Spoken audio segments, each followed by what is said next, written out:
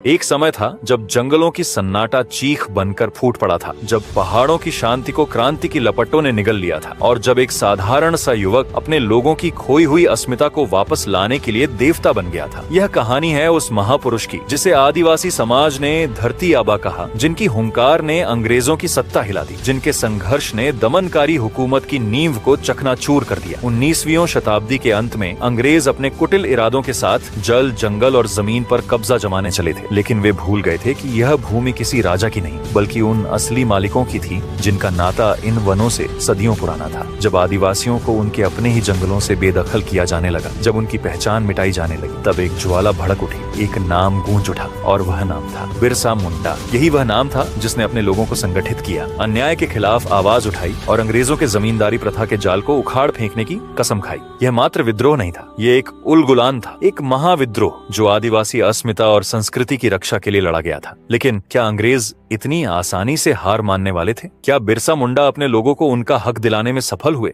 या फिर इतिहास ने उनके साथ कोई ऐसा खेल खेला जिसे जानकर आपका हृदय कांप उठेगा? तो चलिए शुरुआत करते हैं उस महानायक की गाथा से, जिसे धरती का पिता कहा गया। वह योद्धा जिसने आदिवासियों की खोई अस्मिता को वापस लाने के लिए पूरी सत्ता से टकराने की ठानी। वह नायक जिसका नाम अंग्रेजों के लिए एक भय था और अपने लोगों के लिए एक आस। शुरू करते हैं बिरसा मुंडा की वो कहानी जिसे आपसे छिपाया गया। तो बात है उस सर्द नवंबर की रात की, जब रांची जिले का उलिहातू गांव चारों तरफ से जंगलों और पहाड़ियों से घिरा हुआ था। आसमान साफ था, सितारे चमक रहे थे, मानो कुछ खास होने की खबर दे रहे हों। हवा ठंडी थी, पेड़ों के पत्तों को हिलाते हुए हल्की सीटी बजा रही थी। गांव में एक छोटी सी झोपड़ी थी, मिट्टी की दीवारें, ऊपर घास की छत। अंदर कर्मी हटू नाम की औरत दर्द से कराह रही थी। उसका पेट फूला हुआ था, बच्चा आने वाला था। बाहर गांव की कुछ औरतें इकट्ठा थीं, कोई मंत्र पढ़ रही थी, कोई हाथ जोड़कर अपने जंगल के देवताओं से दुआ मांग रही थी। पास ही सुगना मुंडा खड़ा था, चुपचाप, मन में उथल पुथल लिए। कुछ बुजुर्ग पेड़ के नीचे बैठे धीमी आवाज में बात कर रहे थे। भगवान सब ठीक कर देगा। उसी रात 15 नवंबर 1855 को उस झोपड़ी में एक बच्चा पैदा हुआ, नन्ही सी जान, लाल लाल गाल, छोटे छोटे हाथ पैर। कर्मी ने उसे सीने से लगाया। सुगना ने पास आकर देखा तो जंगल वाले लोगों ने उसका नाम बिरसा रखा। कोई बड़ा तामझाम नहीं हुआ, न ढोल बजा न मिठाई बंटी, बस एक साधारण सा जन्म था। पर उस रात किसी को नहीं पता था कि ये बच्चा आगे चलकर जंगलों की गूंज बन जाएगा। सुगना और कर्मी की आंखों में अपने बेटे के लिए प्यार था, लेकिन साथ में एक डर भी था। उनका गांव गरीब था, जिंदगी कठिन थी, ऊपर से अंग्रेज और जमींदार हर दिन उनके हक छीन रहे थे। बिरसा का जन्म तो उलिहातू में हुआ, पर वहाँ ज्यादा दिन ठहरना नसीब नहीं हुआ। मुंडा लोग जंगल के साथ जीते थे, उनके लिए पेड़, नदियां, जमीन, सब कुछ उनका घर था। लेकिन अब वो घर छिना रहा था। अंग्रेज आए थे, साथ में जमींदार और साहूकार भी। वो कहते थे ये जंगल हमारा है, ये जमीन हमारी है। सुगना की भी थोड़ी सी जमीन थी, पर एक दिन वो भी चली गई। साहूकार ने कागज दिखाया, अंग्रेज ने हस्ती की और जमीन हाथ से निकल गई। गाँव में रोज लड़ाई होने लगी। कोई कहता ये हमारी जमीन है, कोई कहता अब हमारा हक नहीं रहा। सुगना के लिए गांव में रहना मुश्किल हो गया। उसने सोचा कहीं और चलते हैं, शायद वहाँ चैन मिले। तो सुगना ने अपनी बीवी, बच्चों और थोड़ा सा सामान लिया और चाकड़ धोड़ा चला गया। वहाँ जंगल था, पर वो पहले जैसा नहीं रहा। अंग्रेजों ने नियम बना दिए थे, लकड़ी काटनी है तो पैसे दो, जंगल में घुसना है तो कर दो। सुगना सोचता ये क्या बात हुई, जो हमारा था उस पर अब किराया देना पड़े। वहाँ भी हालात ठीक नहीं हुए। साहूकारों का डर, अंग्रेजों का दबाव, सब कुछ वैसा ही था। मजबूरी में सुगना ने फिर से सामान बांधा और बांध सजोरी की तरफ चल पड़ा। नन्हा बिरसा ये सब देख रहा था। अभी वो मात्र 4-5 साल का ही था। उसे समझ नहीं आता था कि माँ पापा बार बार सामान क्यों बांधते हैं, गांव क्यों छोड़ते हैं। पर उसकी आंखों ने बहुत कुछ देख लिया, अपने लोगों को रोते हुए, जंगल से बेदखल होते हुए। एक दिन वो अपनी माँ से पूछ बैठा, हम कब तक ऐसे भटकते रहेंगे? कर्मी ने उसे गले लगाया पर जवाब नहीं दे पाई। बिरसा के मन में एक सवाल पक्का हो गया, हमारी जमीन पर हमारा हक क्यों नहीं है? बिरसा के घर में खाना कभी पूरा नहीं होता था। कर्मी सुबह उठती, जंगल से लकड़ी लाती, फिर उसे बेचकर थोड़ा सा अनाज खरीदती। घर में 4 लोग थे, सुगना, कर्मी, बिरसा और उसका बड़ा भाई कोहड़ा। जो अनाज आता उसे बांट लिया जाता। कई बार रात को पेट में हल्की सी भूख रह जाती थी। बिरसा देखता था कि उसकी माँ खाना बांटने के बाद खुद भूखी सो जाती थी। कोहड़ा अभी मात्र 10 साल का ही था जब उसे एक साहूकार के घर काम करना पड़ा। सुबह सुबह वो छोटे से थैले में रोटी बांध कर जाता था। साहूकार का घर बड़ा था, पर कोहड़ा को वहाँ झाड़ू लगानी पड़ती थी, बर्तन मांजने पड़ते थे। एक बार बिरसा अपने भाई के साथ गया। उसने देखा कि कोहड़ा साहूकार के बच्चों के लिए पानी ला रहा था, जबकि वो बच्चे हंसते हुए खेल रहे थे। बिरसा को गुस्सा आया, पर वो कुछ बोल नहीं पाया। इधर सुगना दिन भर मजदूरी करता था। सुबह सूरज निकलने से पहले ही वो अपने कंधे पर फावड़ा डालकर अंग्रेजों और साहूकारों की खेतों की तरफ चल पड़ता। पूरा दिन पसीना बहाता, मिट्टी खोदता, फसल बोता। शाम को जब लौटता तो उसकी हथेली में बस 4-5 सिक्के होते। गर्मी रात को देर तक जागती, हाथों में बांस की पतली छड़ियां लिए टोकरी बुनती ताकि सुबह बाजार में बेचकर कुछ पैसे मिल जाए। पर इतनी मेहनत के बाद भी घर में हमेशा कमी रहती थी। बिरसा ये सब देखता था, अपने माँ बाप का पसीना, भाई कोहड़ा का साहूकार के घर झाड़ू लगाना। वो सोचता, हम इतना काम करते हैं फिर भी पेट क्यों नहीं भरता। धीरे धीरे बिरसा का बचपन ऐसे ही कटने लगा। अच्छा खाना तो क्या, कई बार तो सूखी रोटी भी नसीब नहीं होती थी। अंग्रेजों ने उनके जंगल छीन लिए थे, खेत हड़प लिए थे। मुंडा लोग जो कभी जंगल के मालिक थे अब गरीबी में डूब गए थे। जो थोड़ा बहुत अनाज उगता वो साहूकारों और अंग्रेजों के कर में चला जाता। बचे खुचे में परिवार चलाना मुश्किल था। मुंडा जाति के लोग मजदूरी करने को मजबूर थे। अंग्रेजों के खेतों में, साहूकारों के गोदामों में दिन भर हड्डियां तोड़ते, बदले में 2 रोटी भी अच्छे से नसीब नहीं होता था। ऊपर से अंग्रेज उनसे ढेर सारा कर भी वसूलता था। बेचारा नन्हा बिरसा ये सब देखता और मन ही मन जलता। उसे समझ नहीं आता था कि उनके साथ ऐसा क्यों हो रहा है। बिरसा जो अब 6 से 7 साल का हो चुका था, जंगल में भेड़ बकरियां चराना उसका रोज का काम बन गया। वह सुबह सुबह घर से निकलता, अपने कंधे पर एक छोटी सी गठरी और हाथ में बांस की छड़ी लिए जंगल की शांति में बैठकर उसने बांसुरी बजाना शुरू किया। पहले तो वह सिर्फ हवा में फूंक मारता, लेकिन धीरे धीरे उसने धुनें निकालनी शुरू की। उसकी बांसुरी की आवाज इतनी मधुर थी कि जंगल के पंछी भी चुप होकर सुनते। गांव वाले कहते, ये लड़का कुछ खास है, इसकी धुन में जादू है। बांसुरी के साथ साथ उसने एक तारा भी बनाया, बांस का एक टुकड़ा और उस पर तार चढ़ाकर। ये एक तारा उसके साथ हर वक्त रहता, कभी कमर पर लटका तो कभी हाथ में थमा। गांव के अखाड़े में कुश्ती लड़ना भी उसे पसंद था। वहाँ वह अपने दोस्तों के साथ मिट्टी में लौटता, धूल उड़ाता और हंसते हंसते एक दूसरे को पटखनी देता। उसका शरीर मजबूत था, कद लंबा और चेहरा ऐसा कि देखने वाले ठिठक जाएं। उसकी आंखों में एक चमक थी जो दूर से भी नजर आती थी। गांव की औरतें उसे देखकर कहती, यह लड़का बड़ा होकर कुछ बड़ा करेगा। लेकिन गरीबी ने उसे ज्यादा दिन खेलने कूदने का मौका नहीं दिया। 8 से 9 साल की उम्र में उसे काम की तलाश में निकलना पड़ा। सबसे पहले वह अपने मामा के गांव वायुभट्टू गया। वहाँ उसने 2 साल तक मजदूरी की। सुबह से शाम तक खेतों में हल चलाना, पानी ढोना और मवेशियों को चराना, यह उसकी जिंदगी का हिस्सा बन गया। फिर वह अपनी मौसी जोनी के साथ उनके ससुराल खटंगा पहुंचा। वहाँ भी उसने मेहनत की, लेकिन इन सब के बीच उसने अपने समुदाय की हालत को करीब से देखा। मुंडा लोग अपनी जमीन खो रहे थे। अंग्रेजों ने खूंट कट्टी व्यवस्था को खत्म कर दिया था, जिसके तहत आदिवासियों की जमीन सामूहिक रूप से उनके कब्जे में रहती थी। अब जमींदार और साहूकार उनकी जमीन हड़प रहे थे और अंग्रेज उनकी मेहनत का फायदा उठा रहे थे। बिरसा के मन में यह सब देखकर एक सवाल उठने लगा, हमारा हक हमें क्यों नहीं मिलता। बिरसा की जिंदगी में एक बड़ा बदलाव तब आया जब वह सालगाह गांव पहुंचा। वहाँ के एक शिक्षक जयपाल नाग, जो बिरसा को कभी कभी पढ़ा देते थे, वे बिरसा की प्रतिभा से प्रभावित हो गए। जयपाल ने सुगना से कहा, इस लड़के में कुछ बात है, इसे पढ़ने का मौका दो। लेकिन गरीबी के कारण गांव के स्कूल में पढ़ाना मुश्किल था। जयपाल ने सुझाव दिया कि बिरसा को जर्मन मिशनरी स्कूल में भेजा जाए, जहाँ मुफ्त शिक्षा मिलती थी, मगर इसके लिए एक शर्त थी, ईसाई धर्म अपनाना। सुगना और कर्मी को यह बात नागवार गुजरी और वो बिरसा को स्कूल नहीं भेजी। परंतु इन्हीं मुश्किल दिनों में गांव में कुछ नए मिशनरी लोग आए। मिशनरी का मतलब ऐसे लोग जो किसी धर्म का प्रचार करते हो। वो लोग सफेद कपड़े पहनते थे, चेहरों पर मुस्कान लिए बड़े बड़े वादे करते थे। कहते, हम तुम्हारी जिंदगी बदल देंगे, कपड़े देंगे, खाना देंगे, बच्चों को स्कूल भेजो, बस हमारे साथ आओ, ईसाई बन जाओ। गांव के लोग गरीबी से तंग थे। कुछ को ये बात लुभाने लगी। सुगना भी इनकी बातें सुनता था। एक दिन उसने सोचा, हमारी जिंदगी तो वैसे भी मुश्किल है, अगर बिरसा पढ़ लिख लेगा तो शायद उसका भविष्य हमसे बेहतर होगा। उसने बिरसा को मिशनरी स्कूल भेजने का फैसला किया। 1886 के दशक की शुरुआत में बिरसा ने ईसाई धर्म अपनाया और उसका नाम बिरसा डेविड रखा गया। वह चाईबासा के जर्मन मिशनरी स्कूल में दाखिल हुआ। स्कूल गांव से थोड़ा दूर एक चर्च के पास था। वहाँ लकड़ी की बेंच थी, दीवार पर क्रॉस लटक रहा था। बिरसा को एक किताब थमाई गई, स्लेट दी गई। ध्यान देने वाली बात है कि बिरसा बचपन से ही तेज दिमाग के था। अक्षर जल्दी पकड़ लेते, गिनती जल्दी सीख ली, पर जो कुछ स्कूल में सिखाया जाता वो उसे अंदर से हिला देता था। उस समय मुंडा लोग जो अपने सारना धर्म को मानते थे, जंगल, पहाड़ और प्रकृति की पूजा करते थे, उन्हें मिशनरी जंगली कहते और उनके रीति रिवाजों को नीचा दिखाते। साथ ही अंग्रेजों की नीतियां भी बिरसा को परेशान करने लगी। उसने देखा कि कैसे जमींदारों को उनकी जमीन सौंप दी जा रही थी और कैसे उसके लोग भूखे मर रहे थे। ऐसे ही एक दिन स्कूल में मिशनरी ने कहा, कहा, तुम्हारा पुराना धर्म झूठा है, ईसा मसीह ही सच्चा रास्ता है। बिरसा चुप रहा, लेकिन उसके मन में तूफान उठने लगा। उसने सोचा, हमारे पुरखों ने हमें जो सिखाया वह झूठ कैसे हो सकता है? हमारे जंगल, हमारे पहाड़, हमारी आत्मा, ये सब तो हमारा सच है। उसने स्कूल छोड़ने का फैसला किया। 1890 के आसपास वह अपने गांव लौट आया और अपने असली धर्म की ओर वापस मुड़ा। यह वक्त था जब बिरसा एक बच्चे से युवा बन रहा था और उसके मन में अपने लोगों को बचाने की आग सुलगने लगी थी। 1890 का दशक शुरू होते होते बिरसा एक लंबा, मजबूत और तेज तर्रार युवा बन चुका था। उसका कद करीब 6 फीट के आसपास था, कंधे चौड़े और हाथ पैर इतने ताकतवर कि वह एक झटके में भारी पत्थर को उठा लेता। उसकी त्वचा सांवली थी, लेकिन चेहरा ऐसा कि देखने वाले ठिठक जाएं। उसकी आंखों में गहरी चमक थी जो दूर से भी लोगों को अपनी ओर खींचती थी। उसकी आवाज में दम था। जब वह बोलता तो लगता जैसे जंगल की हवाएं भी रुककर उसे सुनने लगती। गांव वाले कहते, यह लड़का कोई साधारण इंसान नहीं, इसके बोलने में जादू है और इसके चलने में तूफान। बिरसा ने अपने आसपास की दुनिया को गौर से देखा। छोटा नागपुर के जंगल पहाड़ों में बसे उसके लोग दोहरे शोषण का शिकार थे। एक तरफ अंग्रेज थे जिन्होंने उनकी जमीन पर कब्जा कर लिया था। खुंटकट्टी व्यवस्था, जो मुंडा समुदाय की सामूहिक जमीन की परंपरा थी, उसको अंग्रेजों ने खत्म कर दिया। अब जमींदार और साहूकार उनकी फसलें लूटते और अंग्रेज उनके मेहनत के पसीने का फायदा उठाते। दूसरी तरफ मिशनरी थे जो ईसाई धर्म का प्रचार करते हुए मुंडा लोगों को उनके सारना धर्म से दूर कर रहे थे। सारना, जंगल, पहाड़ और प्रकृति की पूजा उनकी आत्मा का हिस्सा था, लेकिन मिशनरी इसे जंगलीपन कहकर मजाक उड़ाते। बिरसा के मन में यह सब देखकर एक आग सुलगने लगी। उसने ठान लिया कि वह अपने समुदाय को एकजुट करेगा और उन्हें उनका हक दिलाएगा। इसलिए 1890 के आसपास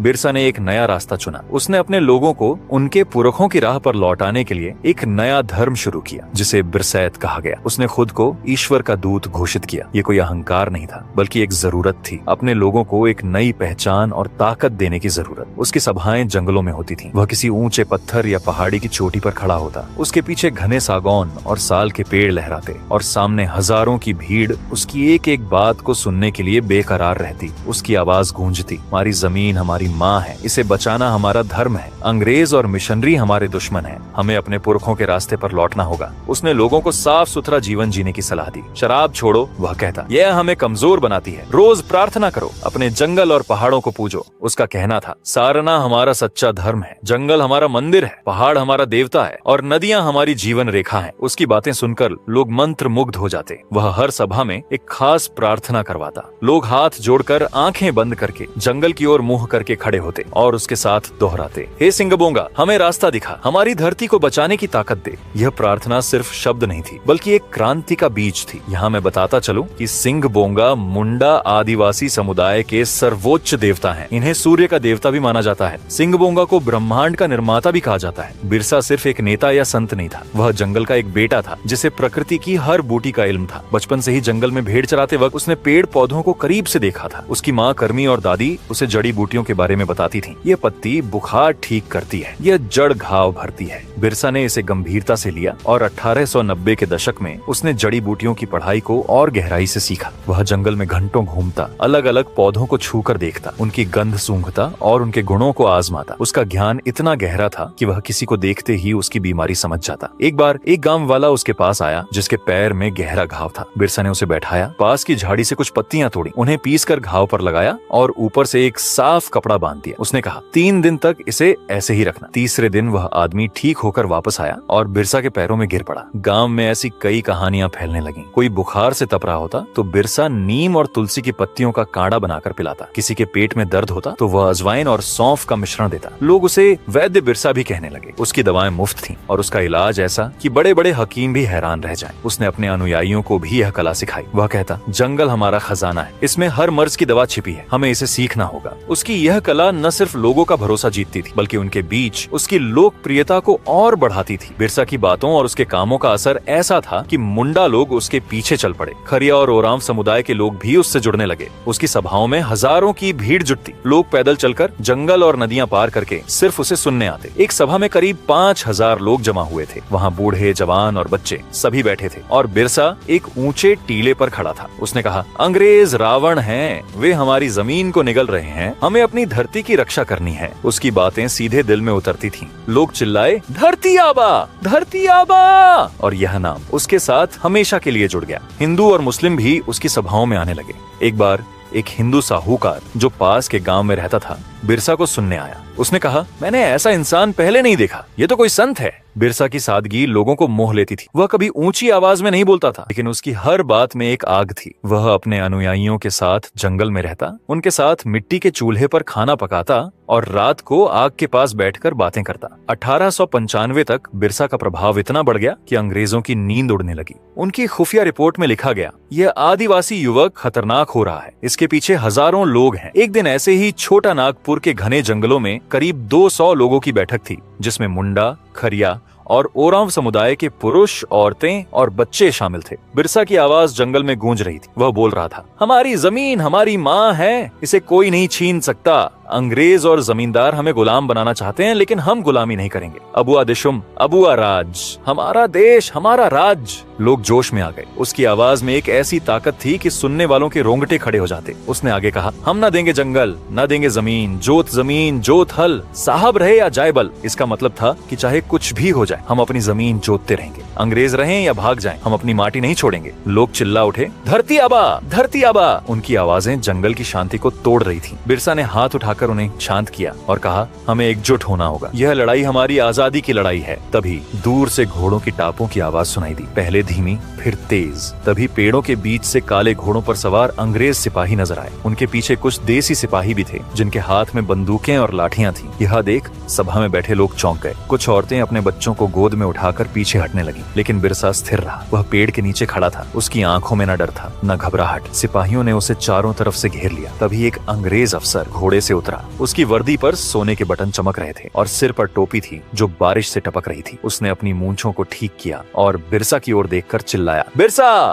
तुम्हें लोगों को सरकार के खिलाफ भड़काने के जुर्म में गिरफ्तार किया जाता है। तुम्हारी हिम्मत कैसे हुई साहब लोगों के खिलाफ बोलने की? उसकी आवाज में घमंड था, लेकिन बिरसा पर इसका कोई असर नहीं हुआ। वह शांत रहा। उसने अपने लोगों की ओर देखा। उनके चेहरों पर डर था, लेकिन आंखों में जोश भी था। उसने धीरे से कहा, हिंसा मत करना, मैं इनके साथ जाऊंगा। यह लड़ाई अभी खत्म नहीं हुई है। लोगों में हलचल मच गई। एक बूढ़ा आदमी जिसके हाथ में लाठी थी चिल्लाया, नहीं, धरती आबा को मत ले जाओ। एक जवान लड़का आगे बढ़ा और सिपाही के सामने खड़ा हो गया, लेकिन बिरसा ने उसे हाथ के इशारे से रोक दिया। उसने कहा, शांति रखो, ये वक्त हमारी एकता का इम्तिहान है। सिपाहियों ने उसे हथकड़ी डाल दी। लोहे की ठंडी हथकड़ियां उसकी कलाइयों पर कस गईं, लेकिन उसका चेहरा अभी भी शांत था। अंग्रेज कैप्टन ने अपने सिपाहियों को इशारा किया और उन्होंने बिरसा को घोड़े पर बिठा दिया। बिरसा जाते जाते अपने जंगल की ओर देख रहा था, मानो अपने लोगों को कह रहा हो, मैं लौटूंगा। तभी भीड़ चिल्ला उठी, धरती आबा, धरती आबा। एक औरत ने आगे बढ़कर बिरसा के पैर छुए और कहा, आप हमारे भगवान हैं, आपकी सरकार चलेगी, अंग्रेजों की नहीं। बिरसा ने उसे उठाया और कहा, मैं आपका बेटा हूँ, ये लड़ाई हम सबकी है। उस पल को देखकर यह यकीन करना मुश्किल था कि यह वही बिरसा था जो महज 20 साल का था। उस वक्त गांधी जी का भारत में नाम भी नहीं था और यह नौजवान लड़का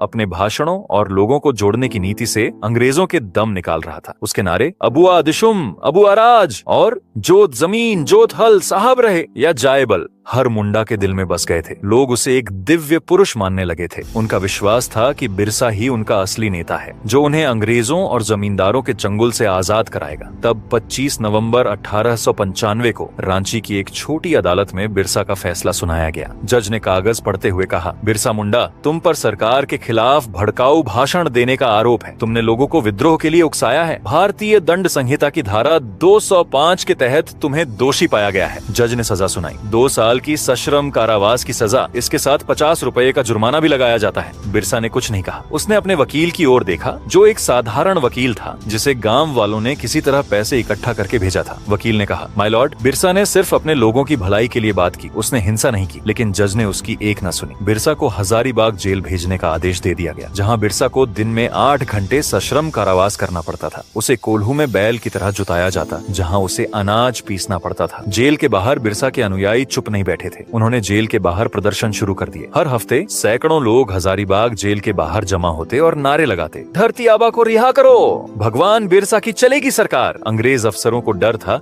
कि अगर बिरसा को ज्यादा दिन जेल में रखा गया तो विद्रोह और भड़क सकता है। इसीलिए उन्होंने उसकी सजा को जल्दी खत्म करने का फैसला किया। 30 नवंबर 1897 को बिरसा को रिहा कर दिया गया। लेकिन बिरसा के जेल काटने की अवधि में ईसाई मिशनरियों ने भोली भाली जनता को ईसाई अधिक से अधिक संख्या में बनाए थे। उसी वक्त अकाल भी पड़ा। ईसाई मिशनरियों ने भोली भाली आदिवासियों को ईसाई बनने की शर्त पर अकाल से बचाने में मदद की थी। उसके जेल से छूटने के समाचार से ईसाई मिशनरी काफी चिंतित थे। जेल से लौटने के बाद बिरसा और महिमा मंडित हो गया था। उसके दर्शन के लिए चकदल में भीड़ उमड़ने लगी। लोग अपने प्रिय नेता का दर्शन पाकर धन्य हो रहे थे। जेल से लौटने के बाद बिरसा ने सबसे पहले उन मिशनरियों को जवाब देना शुरू किया जो उसके लोगों को ठग रहे थे। उसने देखा था कि जेल में मिशनरी कैसे कैदियों को ईसाई धर्म अपनाने के लिए मजबूर करते थे। बाहर आकर उसने अपने लोगों को इकट्ठा किया और कहा, ये मिशनरी हमें भोली भाली जनता समझते हैं। वे हमें हमारी जड़ों से काटना चाहते हैं, लेकिन हम अपनी संस्कृति नहीं छोड़ेंगे। सारना हमारा धर्म है और जंगल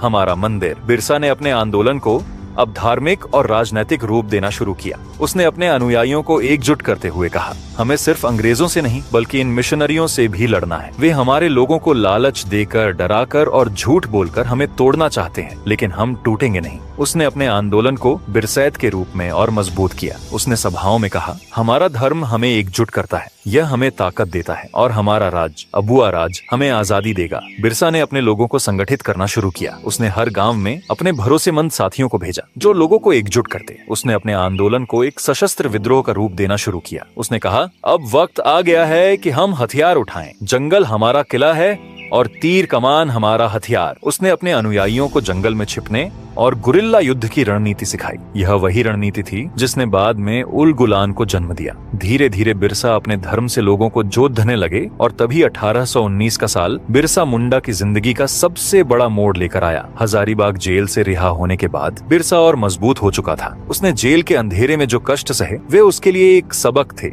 उसने समझ लिया था कि अंग्रेजों और उनके साथी जमींदारों को शांतिपूर्ण तरीके से नहीं हराया जा सकता। अब वक्त था हथियार उठाने का। उसने अपने लोगों को इकट्ठा करना शुरू किया। चक्रधरपुर, ऊंटी और तम्हाड़ के जंगलों में उसने गुप्त सभाएं की। इन सभाओं में वह ऊंचे पत्थरों पर खड़ा होता। वह कहता, अब बातों से काम नहीं चलेगा, हमें अपनी ताकत दिखानी होगी। अंग्रेजों ने हमारी जमीन छीनी, हमारी संस्कृति को मिटाने की कोशिश की। अब वक्त है कि हम जवाब दें। बिरसा ने अपने अनुयायियों को हथियार उठाने के लिए तैयार किया। उसने 6000 से ज्यादा आदिवासियों को एकजुट किया। मुंडा, खरिया और ओरांव समुदाय के लोग, इनमें जवान लड़के, बूढ़े और यहाँ तक की औरतें भी शामिल थीं। उनके हथियार साधारण थे, तीर कमान, भाले और कुल्हाड़ियां। ये हथियार जंगल से ही बनाए गए थे। बांस के डंडों को तेज करके तीर बनाए गए और पत्थरों को रगड़कर भाले की नोक तैयार की गई। बिरसा ने अपने लोगों को गुरिल्ला युद्ध की रणनीति सिखाई। वह कहता, जंगल हमारा किला है, हमें अंग्रेजों को सीधे नहीं लड़ना। हम हमला करेंगे और जंगल में गायब हो जाएंगे। उसकी रणनीति साफ थी, छोटे छोटे दलों में हमला करना, दुश्मन को परेशान करना और फिर जंगल की गहराइयों में छिप जाना। उसने अपने अनुयायियों को हर गांव में फैलाया। हर गांव से कुछ लोग चुने गए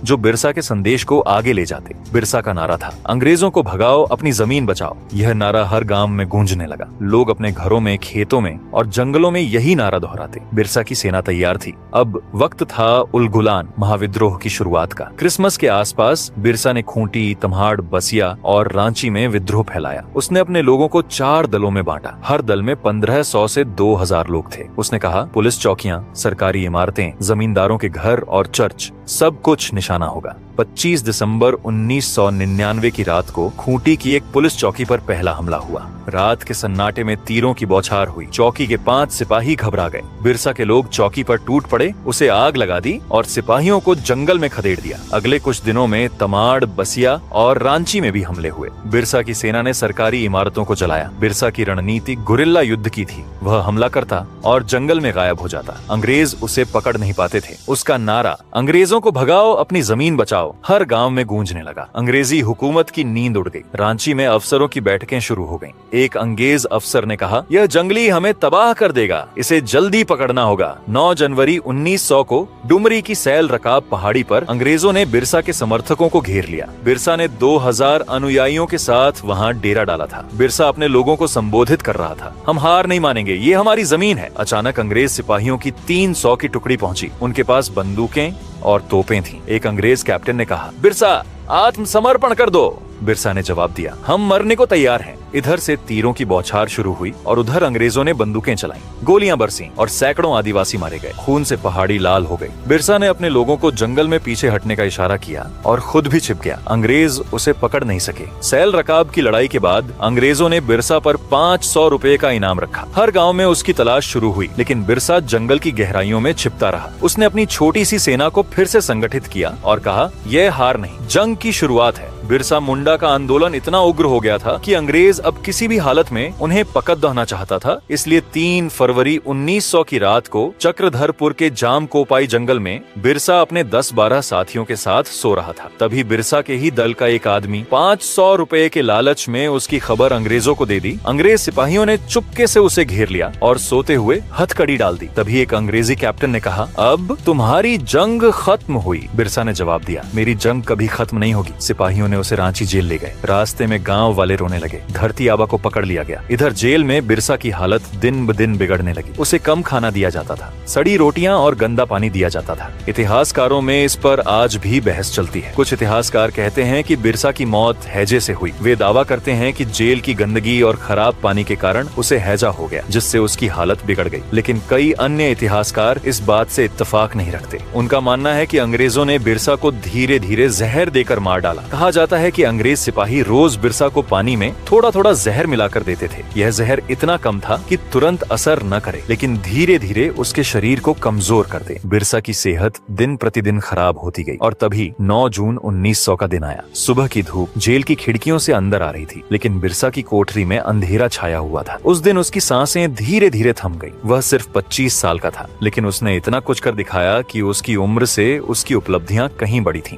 अंग्रेजों ने घोषणा की कि बिरसा की मौत हैजे से हुई, लेकिन गांव वालों का यकीन नहीं हुआ। वे चिल्लाए, धरती आबा को जहर दिया गया। कई लोग मानते हैं कि यह अंग्रेजों की साजिश थी ताकि बिरसा का प्रभाव खत्म हो जाए, लेकिन सच्चाई जो भी रही हो, 9 जून 1900 को बिरसा मुंडा इस धरती को छोड़कर अलविदा कह गए। एक महान मानव का अंत हो गया, जिसे उसके लोगों ने धरती आबा यानी भगवान की उपाधि दी थी। बिरसा की मौत के साथ उलगुलान थम गया, लेकिन उसकी गूंज कभी खत्म नहीं हुई। उसके अनुयायियों ने उसे अंतिम विदाई दी। गांव वालों ने जंगल में एक छोटा सा समारोह किया, जहां उन्होंने बिरसा की याद में प्रार्थना की। औरतें रो रही थीं, पुरुषों की आंखों में आंसू थे और बच्चे चुपचाप खड़े थे। वे जानते थे कि उनका धरती आबा चला गया, लेकिन उसकी आत्मा उनके साथ है। बिरसा की मौत के बाद 1908 में अंग्रेजों को छोटा नागपुर टेनेंसी एक्ट लागू करना पड़ा, जिसने आदिवासियों की जमीन की रक्षा की। यह बिरसा की जीत थी, उसकी कुर्बानी का फल। आज बिरसा को भगवान बिरसा कहा जाता है। उनका जन्मदिन 15 नवंबर झारखंड में जनजातीय गौरव दिवस के रूप में मनाया जाता है। बिरसा मुंडा हवाई अड्डा,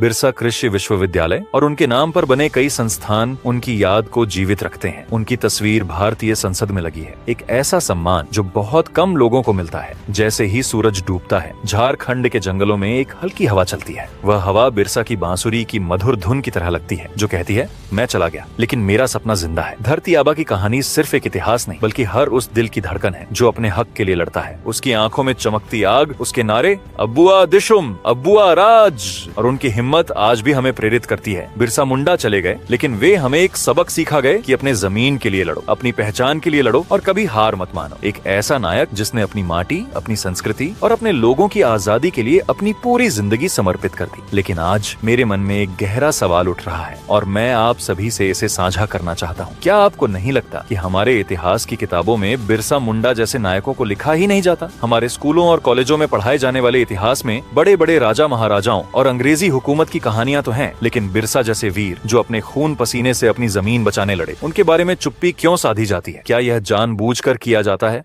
ताकि हम अपनी जड़ों और अपने असली नायकों से दूर रहें? यह सवाल मेरे दिल को कचोटता है और मुझे लगता है कि यह आपके मन में भी आना चाहिए। कृपया नीचे कमेंट करके अपनी राय जरूर साझा करें। बताएं कि क्या आपको लगता है कि हमारे इतिहास की किताबों में बिरसा मुंडा जैसे नायकों को जगह मिलनी चाहिए? साथ ही मुझे यह भी बताएं कि अगली बार आप किस वीर या वीरांगना की कहानी सुनना चाहेंगे। मैं आपके सुझावों के आधार पर अगली कहानी लेकर